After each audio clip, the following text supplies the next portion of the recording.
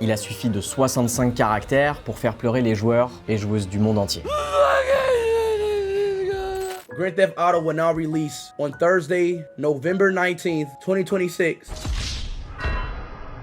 C'est avec ce tweet que Rockstar Games, le développeur et éditeur à qui l'on doit certains des meilleurs jeux de l'histoire, comme Red Dead Redemption 2, a officialisé le report de GTA 6. GTA 6, eh bien c'est sans aucun doute le jeu le plus attendu du moment. Celui qui doit, comme ses prédécesseurs, mettre une gifle à la concurrence.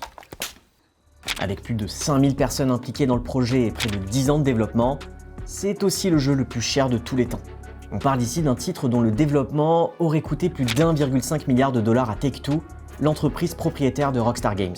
C'est déjà la deuxième fois que sa sortie est décalée. Oh shit, here we go again. Et depuis des semaines, Rockstar enchaîne les grosses galères. Chez Rockstar, ça semble un petit peu être le bordel. Des licenciements jugés abusifs, un patron accusé de plusieurs abus, et des développeurs harcelés partout, tout le temps, par des joueurs franchement toxiques.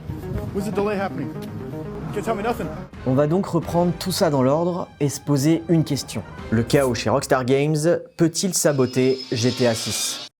Bon, je vous le dis tout de suite, d'un point de vue économique, il n'y a pas un monde où ça arrive. Ok, le jeu coûte hyper cher à produire, tout le monde est frustré de l'attendre, mais aujourd'hui la marque GTA est juste beaucoup trop forte. Cet épisode va donc générer beaucoup d'argent, comme son prédécesseur. GTA V, il y a 12 ans, a fait 1 milliard en 3 jours, et à ce jour, GTA V en est à plus de 10 milliards. Chris Clippel est journaliste jeux vidéo et fondateur de Rockstar Mag, un média indépendant sur l'actualité des jeux de Rockstar.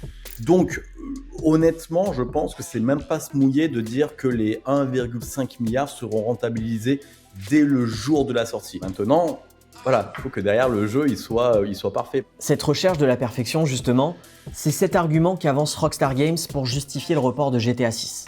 L'idée est d'éviter un lancement loupé avec un jeu truffé de bugs, à l'image de celui de Cyberpunk 2077 sorti en 2020, qui s'était franchement ridiculisé.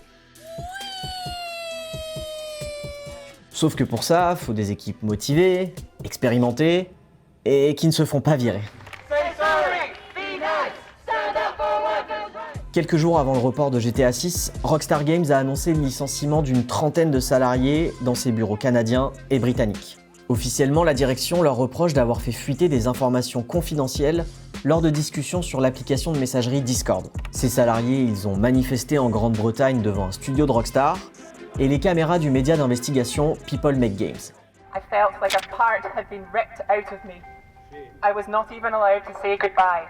Et il et elle ont tout un point commun. All of us in the UK who were fired were union members. En fait, ces salariés assument les discussions sur Discord, où plus de 200 personnes étaient présentes. Mais il et elle assurent que les discussions avaient uniquement pour but de s'organiser autour d'un syndicat afin d'obtenir de meilleures conditions de travail. Parce que Rockstar est réputé pour la qualité de ses productions, mais aussi pour sa culture du crunch, c'est-à-dire mettre ses équipes sous pression et les faire bosser sans interruption, jour et nuit, pendant plusieurs semaines avant la sortie d'un jeu. Par exemple, en mars 2024, la direction avait annoncé la fin du télétravail pour tous ses développeurs. Une décision qui avait été très mal accueillie en interne. On a donc ici deux versions qui s'opposent et la justice qui va devoir trancher. Une plainte vient juste d'être déposée par un syndicat de travailleurs britanniques qui attaque Rockstar pour harcèlement syndical. Côté politique, une députée britannique a même demandé à ce que le gouvernement intervienne dans ce dossier. Could I have a meeting with the relevant minister to discuss what steps can be taken to support the workforce? Et là, vous vous dites sûrement, 30 personnes en moins dans un développement qui fait appel à plus de 5000 personnes dans le monde entier, ça devrait pas être un problème. Bah peut-être que si en fait. On a appris que dans les personnes qui ont été licenciées, on a des cadres, on a des chefs d'équipe, on a des vétérans. Des vétérans, c'est quoi? C'est des personnes qui sont dans la boîte depuis 10, 16, 18 ans. C'est des personnes qui ont travaillé sur plusieurs GTA, sur plusieurs jeux Rockstar. On a eu un témoignage anonyme d'un membre qui s'exprimait suite à cette affaire de licenciement où il disait que l'ambiance est catastrophique. Plus personne se fait confiance, plus personne ose se parler. Du côté de la com, 3 anciens de Rockstar ont annoncé leur départ de la boîte dans la foulée, sans que l'on sache pourquoi.